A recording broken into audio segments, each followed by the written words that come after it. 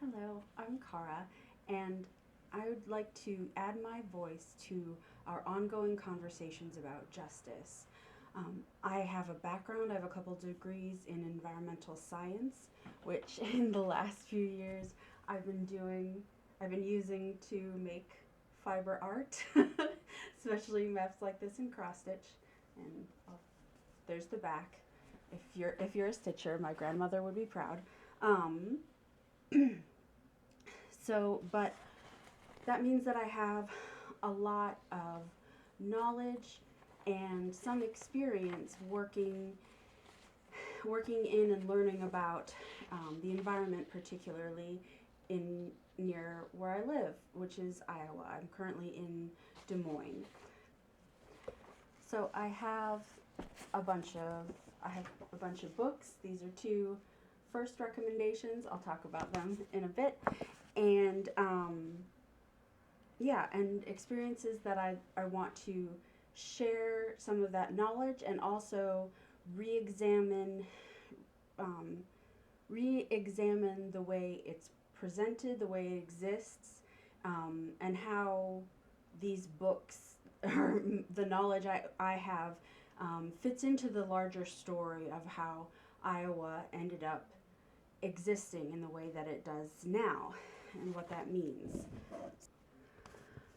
So, Iowa was for thousands and thousands of years before European invasion and settlement was home to a number of indigenous nations.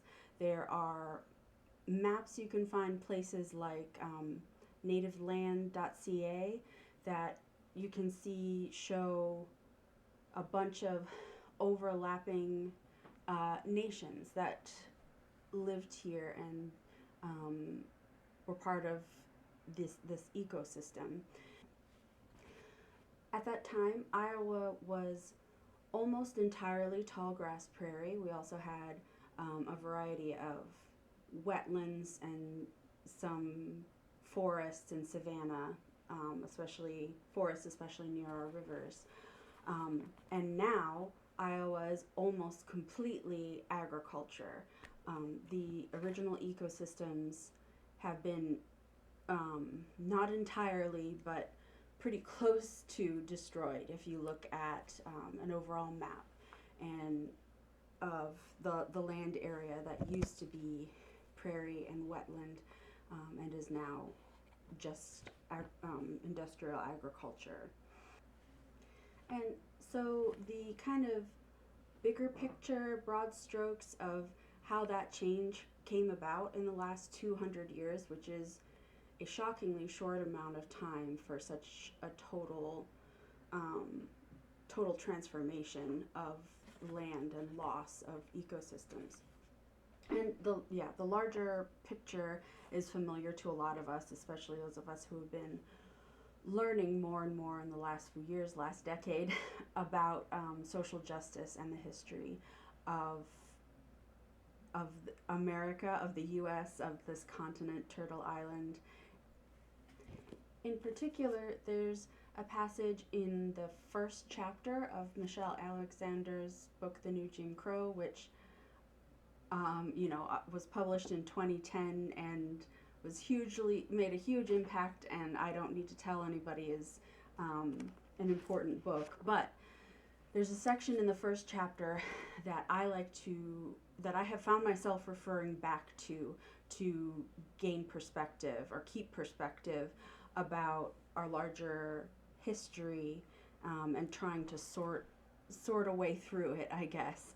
And it's called the Birth of Slavery, and in it she talks about how in the early colonies there were indentured servants and bondsmen of from a variety of places and backgrounds of what today has grown into our racial concepts of white and black, and they were they were treated similarly. They were in similar situations. But there were some early rebellions. The one she highlights is Bacon's Rebellion, I believe, in Jamestown, Virginia, where I believe under a white man, Nathaniel Bacon, who did own land but was not one of the elite, not like he owned his house, owned property but didn't own a plantation. So he was not in control. He did not have enough money to be one of the people controlling the overall system. And he organized a coalition of other lower, like working class people, basically, of a variety of races to try and get more land, which is, not can't be done really in a great way, but to get more land for him, for that group, and for himself and a larger group of working class people.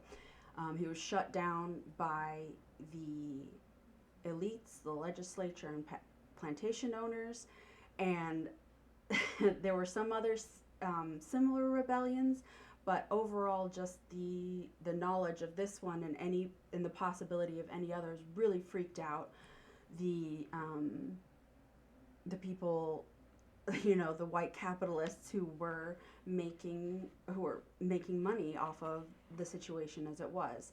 So they they very consciously changed up their strategy on how to use labor.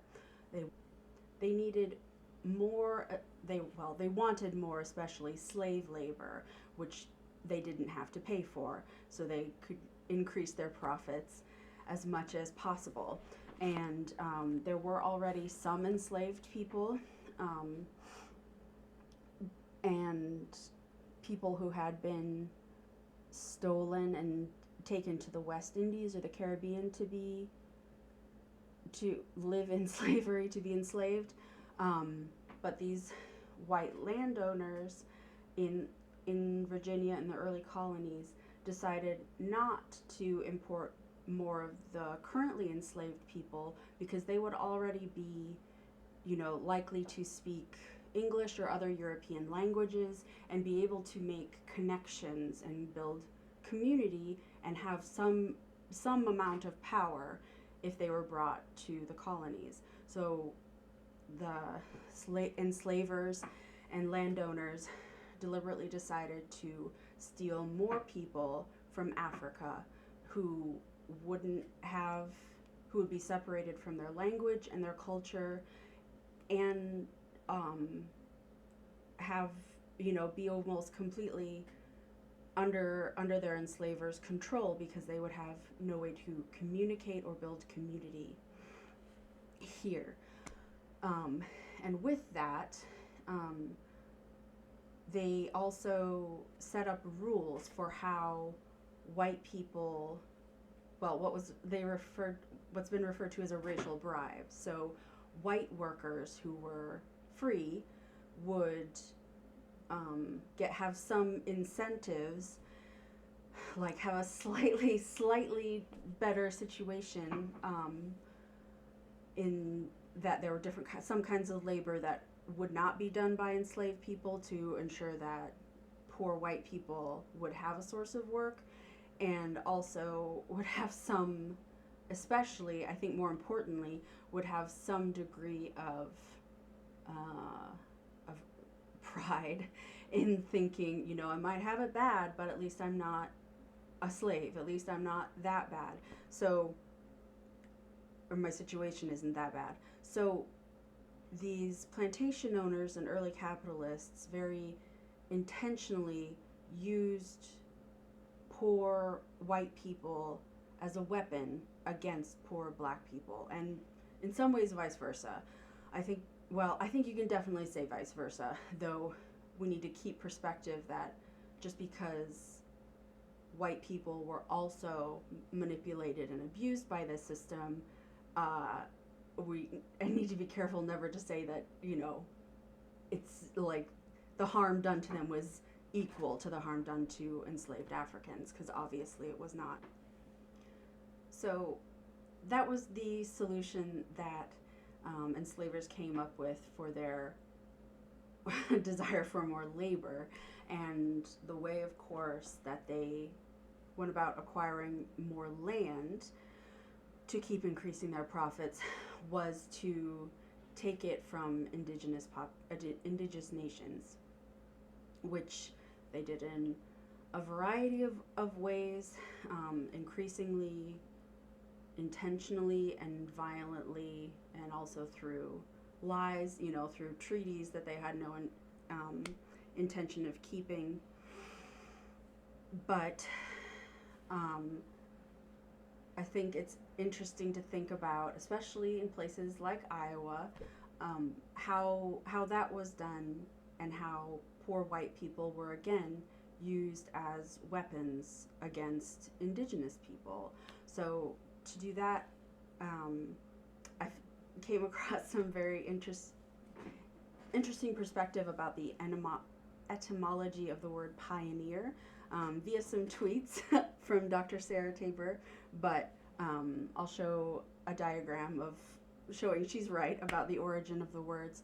That the word pioneer, which we think of, in Iowa as just meaning homesteader and, do-it-yourselfer, and yeah, actually the etymology, the word began as a medieval military term for a construction worker, construction engineer, and specifically the pioneers were the construction workers who went ahead of the invading army, and cleared land, cleared forests, and built bridges and roads so that the rest of the invading army could get where they wanted to be.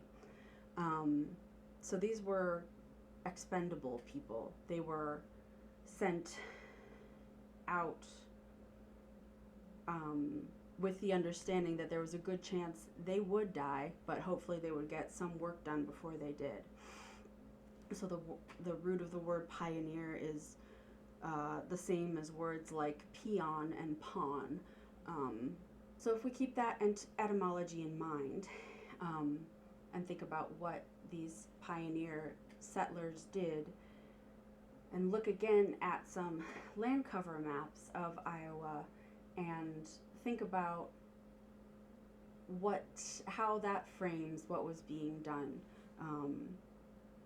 The people taking over to the best of my knowledge, not my genetic ancestors, but obviously my cultural and economic ancestors, what they were doing in the last 200 years, less than 200 years. That's kind of the big picture of the story, the narrative that I want to understand better and connect to more, so that I can see ways to go on from here, to build a better future from here. Because a lot of the time, studying U.S. history as an extremely white person,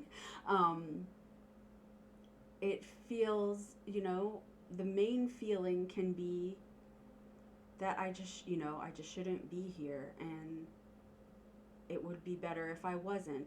And I think there's obviously, there's a piece of truth to that, in that it feels, you can see an alternate history where European invaders did not do their best to exterminate the native people of North America would be much better.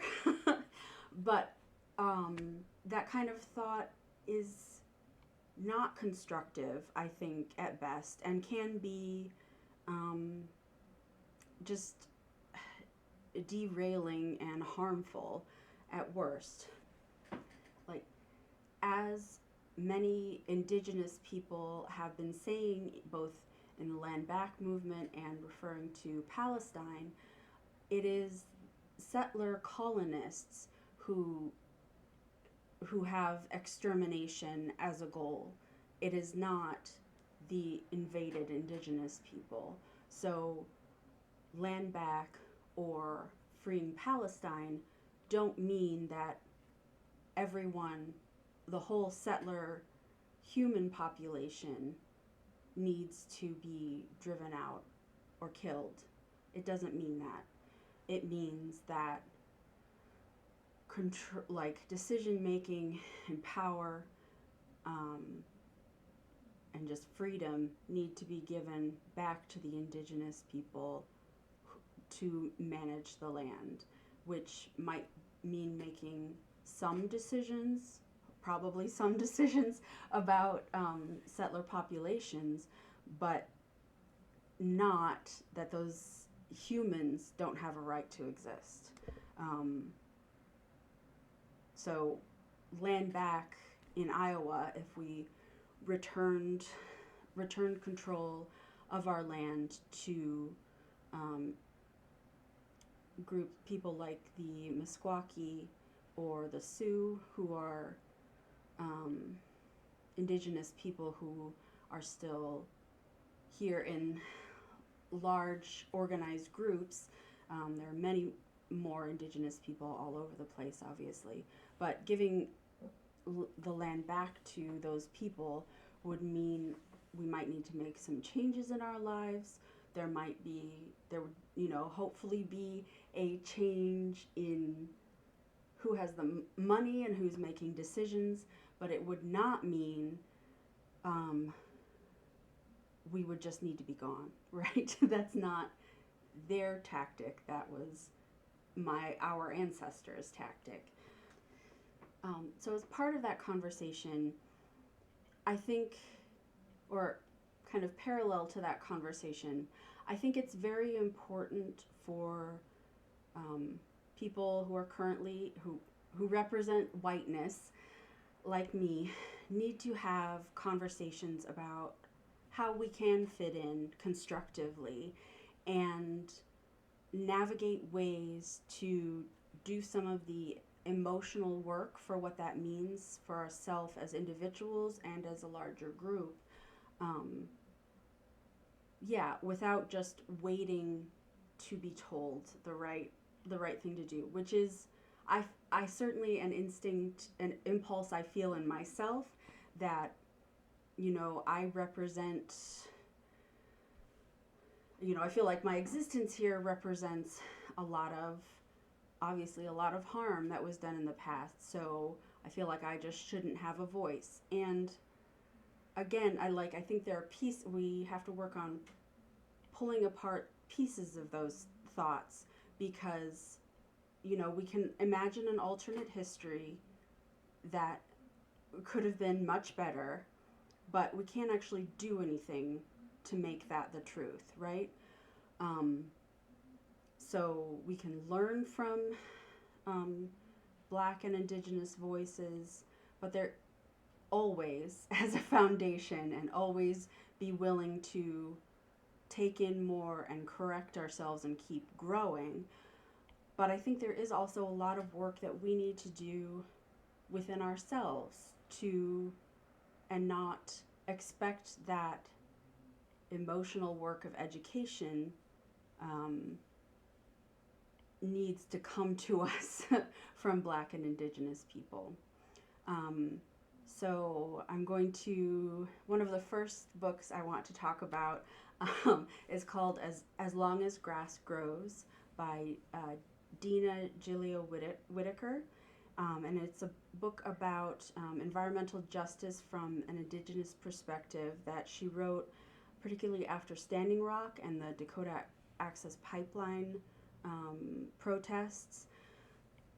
Talking about, her introduction talks about how, as an Indigenous person, she often comes to movements like that, and other Indigenous people come to movements like that with a lot more historical knowledge and context for what's happening and what needs to be done. So she wrote this book as to kind of help the rest of us catch up, I guess. I don't remember exactly how she phrased it. I had this book checked out from the library and had to return it and have my own copy on the way. So if you're in Des Moines and you're the person who put As Long as Grass Grows on hold at the public library, you have excellent taste, but you've caused me a mild inconvenience. But anyway, As Long as Grass Grows contains, I didn't finish reading it, but I I'm excited to read it and share at least pieces of it and recommend it more. Um, Contains a lot of information about, as knowledge about the history of environmental justice in what's now the U.S. and how we as non-Indigenous allies can be more useful in these movements for more justice.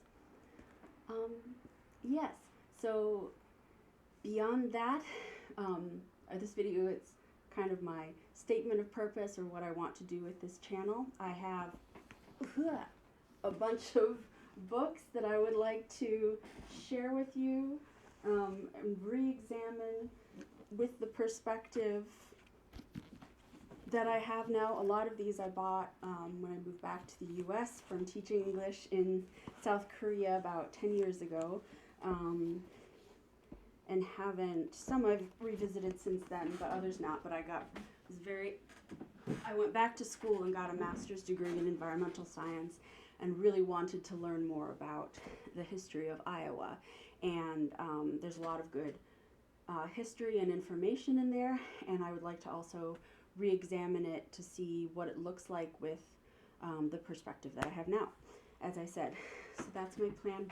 And I'd also, just in this video, like to say thank you to folks who have been supporting me. As I maybe said, I left academia. I was in a doctoral program that I left in 2017 for a variety of reasons, including family health issues and, at the time, undiagnosed ADHD, and the way that academia can get emotionally unhealthy in a variety of ways.